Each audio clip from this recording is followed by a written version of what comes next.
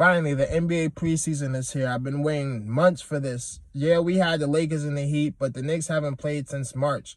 So I'm really looking forward to this game tonight against the Pistons. There's three things I'm intrigued about this game, and not just this game. I shouldn't say that, but just the preseason in general. So I'm gonna share that with you guys. But before I do that, I appreciate the love and support I got from my last video. Go like and subscribe to my channel. Go watch that, like it. Leave a comment. I always respond back, negative or positive. I just appreciate the feedback. Let's get right into it.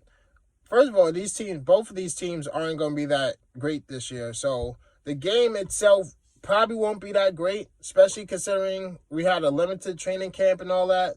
But the first thing I'm looking forward to is seeing how Tibbs is going to coach the team. He's always grit and grind, slow pace. But it's a new era now. It's all about pace and space, three-point shooting. So is he going to adjust to that, or is he going to go back to his old ways? I'm really looking forward to see who he's going to put out there, starting lineups, who he's going to give minutes to, things like that. So, Coach Tibbs, I'm on the lookout for you. Hopefully you do a good job.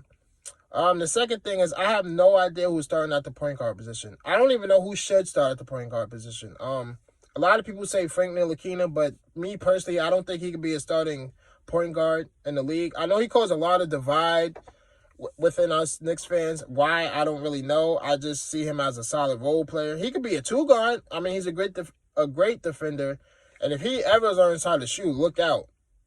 But as a point guard, no, I don't really see that. He can't really break down guys off the dribble.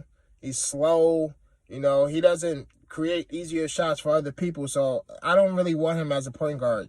Dennis Smith Jr., same thing. He's athletic. He's not slow, but he doesn't make his teammates better. Like, I want my point guard to create easier shots for other people. Who else? Elfrid Payton can't shoot, and that's it. Austin Rivers isn't even a point guard, so I have no idea who should start at the point guard position. So hopefully this preseason, these 4 games will clear that up a little bit. Obi Toppin, I'm excited to see him play. I've never really watched him play. I've seen a couple highlight videos. It's just nothing but dunks. I've gone on record to say the Knicks should have drafted a point guard, but they didn't do that, obviously. I don't know how Toppin fits with RJ Barrett, Mitchell Robinson, Julius Randle, and Kevin Knox. I'll get to him in a little bit. But if he can shoot, then it's all good. But if he can't shoot, then it's like, that might have been another miss in the next draft. He's a little older, so hopefully he'll be a little bit more NBA ready. But, yeah, I can't wait to see him play tonight.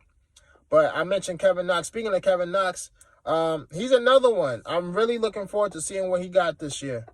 His rookie year was okay. I think it was a little overrated.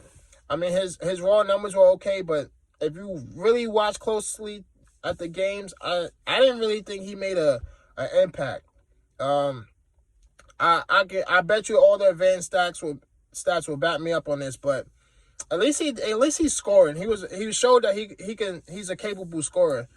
He even averaged. I keep saying that. He even scored 30 points a couple times in his rookie year. But last year, I don't know what the hell happened to Kevin Knox. He looked like he lost his confidence, and some of it I can't really blame him because the Knicks put Julius Randle, Marcus Morris, who are ball dominant players, and then you got RJ Barrett, who's a ball dominant player. So what was Kevin Knox supposed to do? But still, he gotta find a way to leave his mark on the team because his contract's coming up in a few years, and the Knicks are gonna have a big decision to make on his contract. He's looking like another miss right now. Michael Porter Jr., who everybody wanted, is looking like the better player. But Kevin Knox, he got all the tools. He's 6'9". I think he's like 21 years old. He's athletic enough. He got some tools to be a solid NBA player. I don't want to say great NBA player. I don't want to say all-star because people throw that around too much. But he should at least be solid. He just got to put it all together. The last thing I'm excited about is RJ Barrett. He's another one. His raw stats were good, but the advanced stats really showed that he didn't really make an impact on the team. And the same thing I said about Kevin Knox can be said about R.J. Barrett. The Knicks didn't really put a great team around him. He's a guy, he needs shooters around him because he can't really shoot. He's a drive and kick kind of guy. And the Knicks they did him dirty because they put Julius Randle, Marcus Morris, and Mitchell Robinson on the team. And that's like the complete opposite of spacing. I think I read an article somewhere. If I find it, I'll put the link in the description. That R.J. Barrett had the worst spacing in the NBA last year, and he was still putting up. I think he put up 13, 14 points a game. He left his mark. Unlike Kevin Knox had games where you forgot he was even out there. R.J. Barrett, whether good or bad, you knew he was out there giving his best. So I'm excited to see what he got this year. I think he's the most important player on the team because not only was he the highest pick, he's the one I think he has the most upside. A lot of people say Frank Ntilikina, but I don't really see it. Like I said before, I think he's a solid player. Kevin Knox, a solid player. But if R.J. Barrett can learn how to shoot, and that's a big if, I think he could be a DeMar DeRozan type player, which isn't bad because DeMar DeRozan's going to the Hall of Fame. He's a multiple-time All-Star, multiple All-NBA player, all that. So if he can become DeMar DeRozan, that's a great thing for the Knicks. That'd be the best player they've had in years. So I'm really looking forward to seeing what R.J. Barrett got. I'm hoping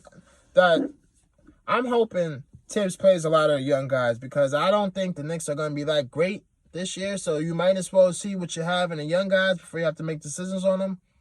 A prediction for this game, of course, I'm going to go with the Knicks.